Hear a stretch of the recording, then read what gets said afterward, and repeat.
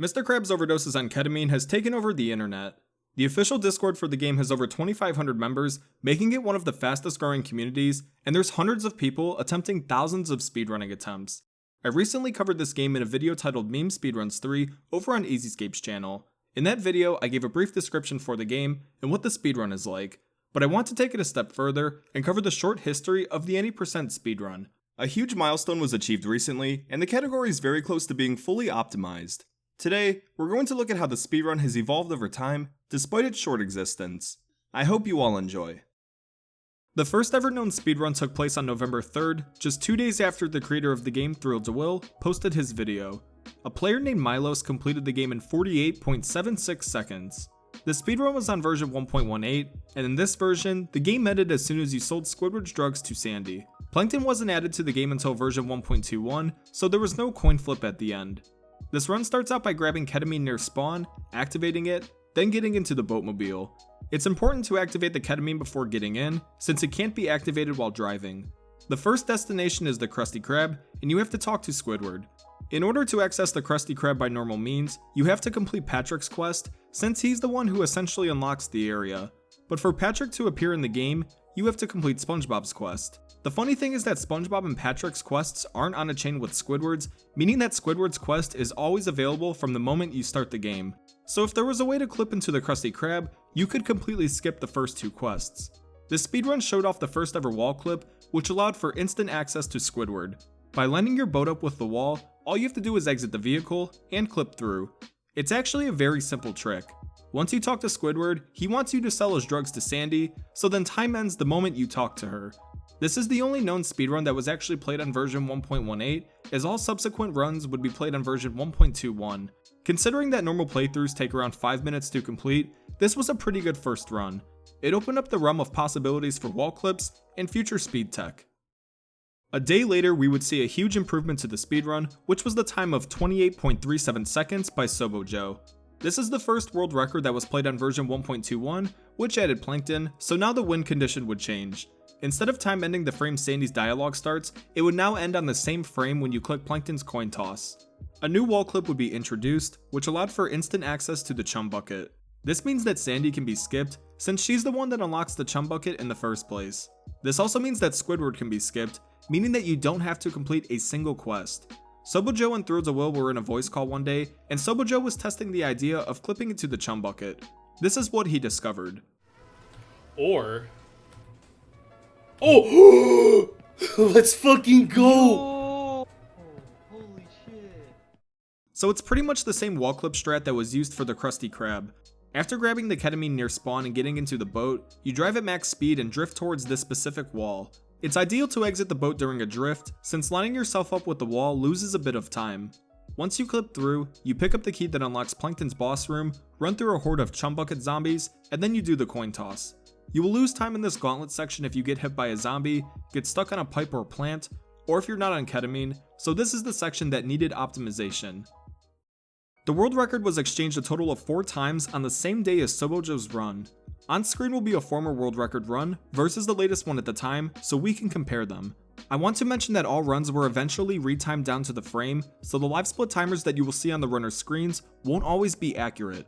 On the left is SoboJoe's 2837, and on the right is Sedna's 2679. Sedna's pathing to the ketamine at spawn was a lot more precise compared to SoboJoe's.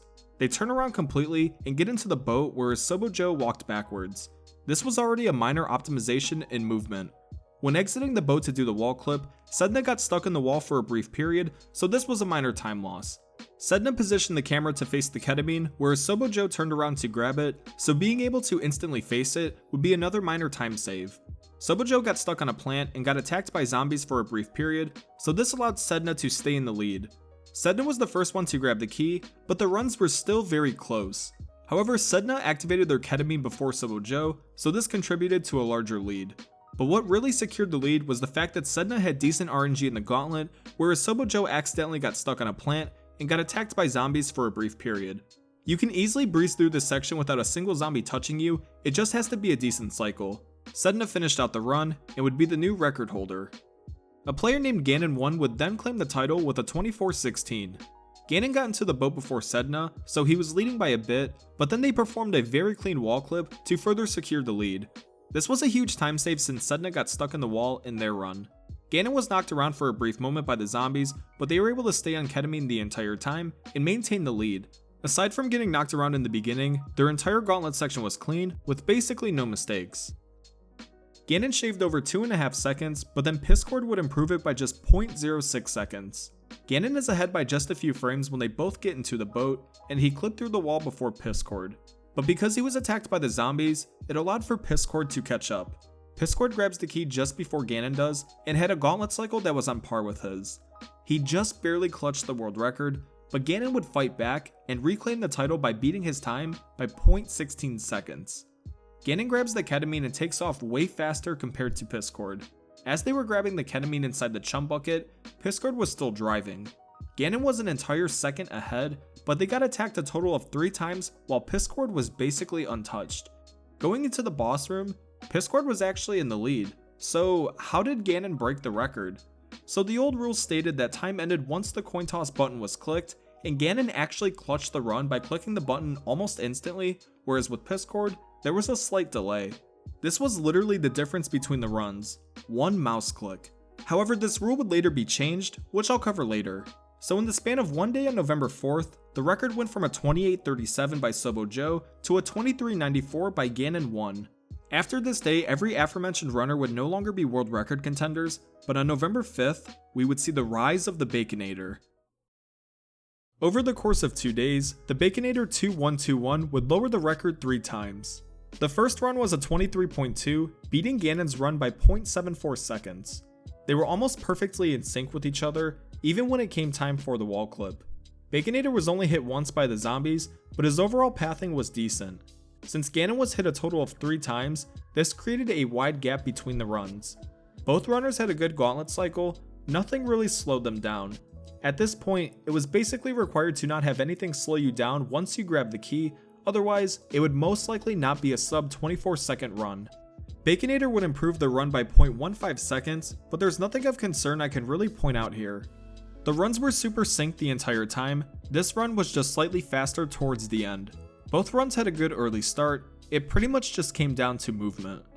Baconator then improved their run by 0.2 seconds, and although they clipped into the wall faster in their 22:85 run, the 23:05 run actually grabbed the key first. The record once again came down to movement in the gauntlet section, and the 22:85 was just slightly faster. On the same day Baconator achieved the 22:85, a new player named Kilroy Vivo would overtake the record by about 7/10 of a second with a 22:13. In the chum bucket, Kilroy runs directly into the key and then does a fast turnaround. Most runners up until this point would run in a semicircle past the key and then run into it. Just simply doing this fast turnaround saves over half a second. Both runners had decent gauntlets, so this was the only notable time save. Kilroy would hold the record for a total of 3 days, making it the longest reign thus far.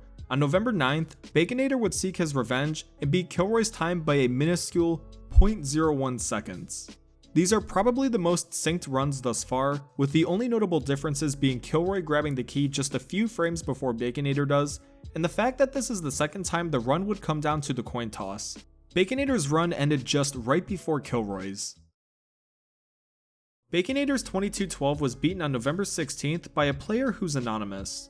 They achieved a 2186, but the video is unfortunately no longer available, so there's nothing I can show here. However, it has been verified by the moderators as a legitimate time. This is also the last time we saw a world record in any percent by Baconator. This anonymous record would be held for a total of 20 days until a player named JP Game Guide emerged into the scene. They secured a 2153, which was just about a third of a second faster than Anonymous's run and over half a second faster than Baconator's. This run incorporated a new, faster way to grab the key, which was to clip through the wall in a more precise spot. This version of the clip allows you to instantly land on the key, and then all you have to do is run to the boss room. This cuts out the RNG of whether or not the zombies hit you once you initially clip in.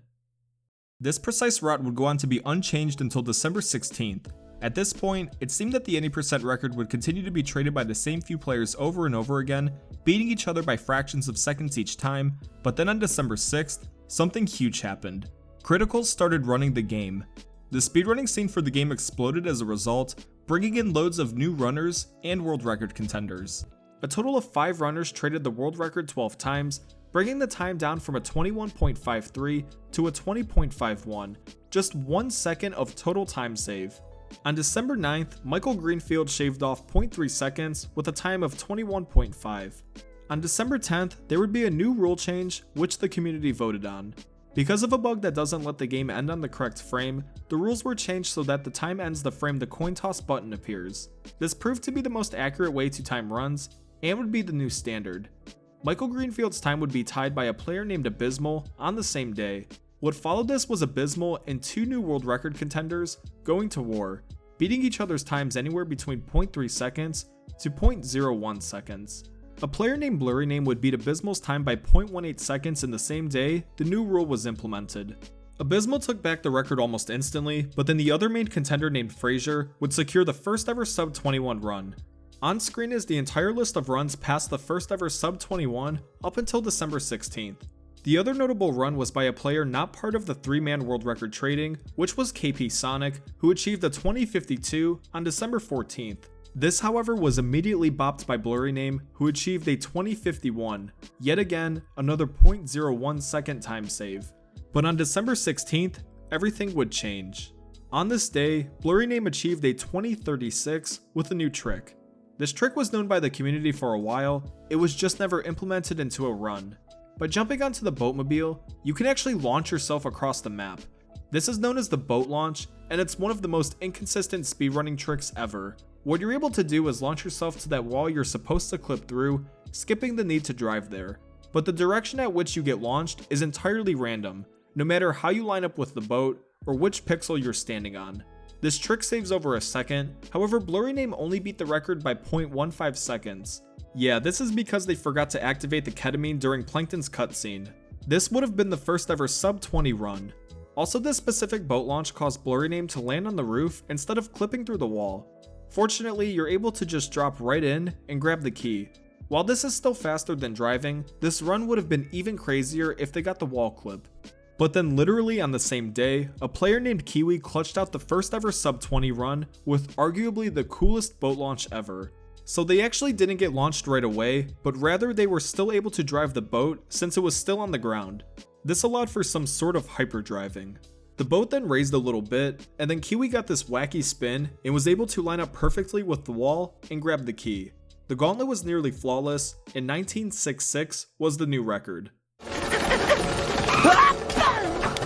19 seconds! That's a new record, Lou! That's great, SpongeBob. This was a monumental run, and the category was ever so close to being completely optimized. The only way to get a new world record at this point was to get the boat launch and immediately clip into the wall. The way runners had been doing the boat launch was to use the slow-mo control and then jump onto the boat. For some reason, this is slightly more consistent than just YOLO jumping onto it, albeit much slower. Kiwi had done a non-slow-mo boat launch in their run, so performing a slow-mo boat launch for a world record run was pretty much out of the question. But on December 17th, this happened.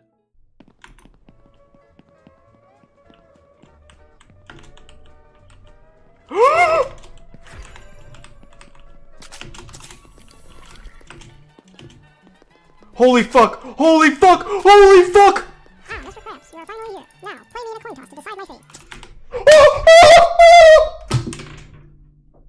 No fucking way! That is an unbeatable world record! Oh my fucking god!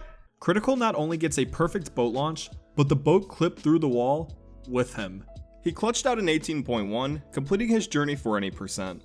This trick is so unbelievably rare that it's only been seen a handful of times across tens of thousands of run attempts.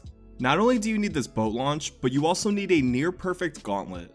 As soon as Critical's record was added to the record list, loads of people started grinding boat launch runs. A few people got really close to the record, including Rinsko, who got the instant wall clip, but unfortunately missed the ketamine pickups in the gauntlet. But then this morning on December 21st, JMac was streaming run attempts and clutched out the first ever sub 18 with a time of 17:57. I don't know. Now the 8.6 is a little different.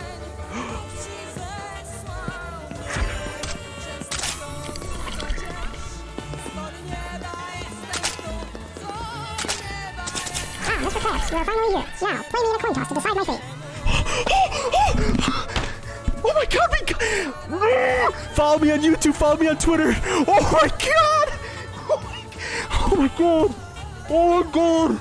Oh my god! Oh my god!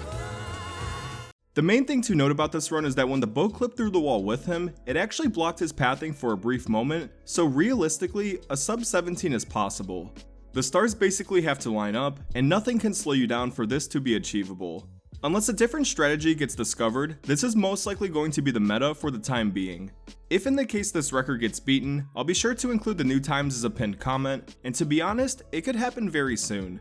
We thought that Critical's record wouldn't be beaten for a while, but that only took 4 days. If you made it this far, I'd like to thank you for watching, and huge thanks to 58, Abysmal, Frasier, Icmolreulf, Komio223, Mono, Zeebaka, and all the other moderators of the community for helping me with this video. Also, I want to thank our recent supporters over on Patreon. Easyscape and I will be pushing Patreon exclusive content for 2021, so check it out at patreon.com/speedrun if you'd like to support the channel even further. Consider subscribing for more speedrunning related content, and I hope you all have a wonderful day.